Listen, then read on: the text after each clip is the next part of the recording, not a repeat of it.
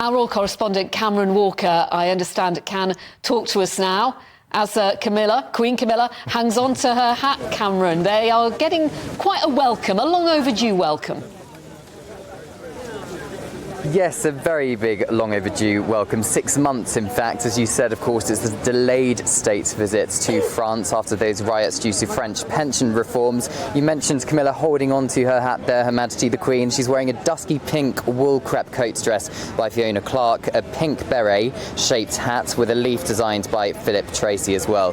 The King and Queen have flown to Orly Airport from RAF Farnborough on a plane that's sometimes known as the RAF Baby Voyager, but it's actually an Airbus 321. But following this welcome they're having at the airports, the King and Queen will be making their way to where I am at the Arc de Triomphe in Central Palace, because today is all about ceremony, pomp and pageantry. And President Macron wrote to the King on social media a little bit earlier on today, and he said, "You visited as a prince, you return as a king. Your Majesty, welcome." Because this is, believe it or not, the King's 35th official visit to France. But of course, it's the first time as king. Previously, he was Prince of Wales. It's also the 9th official visit of Her Majesty the Queen to the country.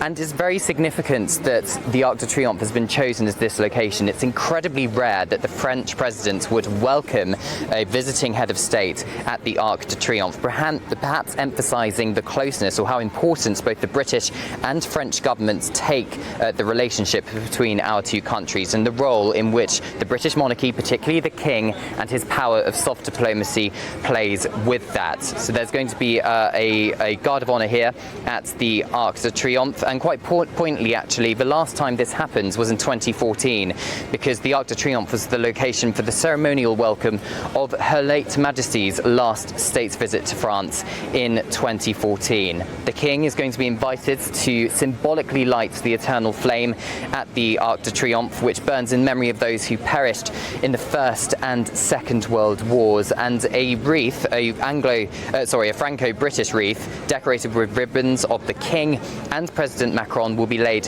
on their behalf outside the Arc de Triomphe as well.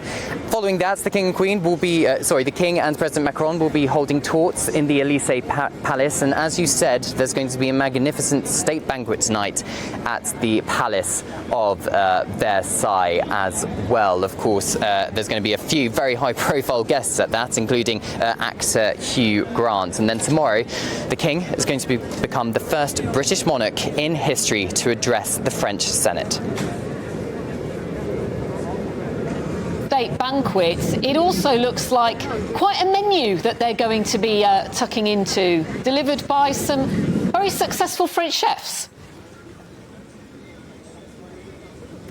Yeah, they've certainly pulled out even all the stops for this state visit to France. Of course, it was pretty embarrassing for the French government 6 months ago, where very, very last minute they had to postpone this state's visit. It was meant to be the King's first state visit as sovereign. However, he then went on to Berlin and Hamburg, the King and Queen, and that turned out to be an incredibly successful state visit for the King and Queen, but also for the German and British government as well. From my understanding, following that state's visit to Germany, the relationship really has strengthened between those two nations, and no doubt with all this pomp and ceremony that we're seeing with a magnificent banquet at Versailles, President Macron and his government are hoping the same thing is going to happen post-state visit of the King and Queen. But of course, it's such a history, the Palace of Versailles, isn't it, with obviously the French monarchs of the past. So let's hope that the King and Queen get a slightly better welcome than they did in the 1700s. And tell us about Prince Charles's, I'm still doing this, months on, King Charles's grasp of French, because he is very good linguist, isn't he?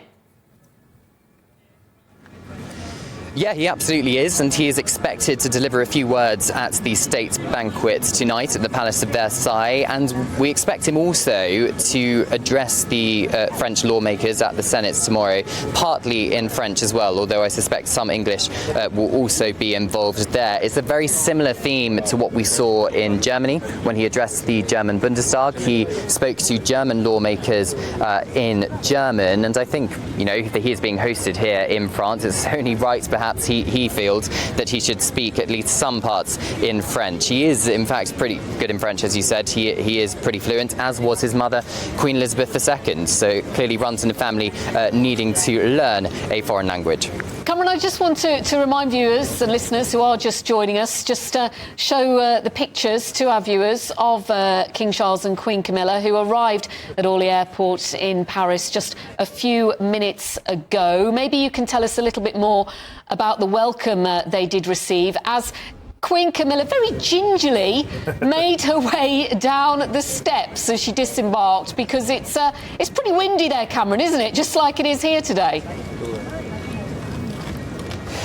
Yes, it is pretty windy. I'm pretty sheltered where I am in Paris, but I think at the airport it's a bit exposed, isn't it? So yes, they're being blown about a bit. However, they obviously disembarked the aircraft, and their majesties were greeted by the French Prime Minister, Miss Elizabeth Borne, on behalf of the French President and the French government. The King and Queen were also met by His Majesty's Ambassador to France, Her Excellency Dame Mena Rawlings, and the French Ambassador to the United Kingdom as well. That was at the foot of the aircraft stairs, and then there was also a guard of honour formed of 1 officer and 20 guardsmen of the, forgive me for the pronunciation, but the Garde Republicaine, and they lined their Majesty's route from the planes, and then they'll be getting into a car and travelling here to central Paris to the Arc de Triomphe for the ceremonial welcome. As I said, incredibly rare, shows the importance that the French government and the British government and the British monarchy are putting on this trip, and President Macron and indeed his wife will be here to greet them alongside many armed service personnel, French armed service personnel.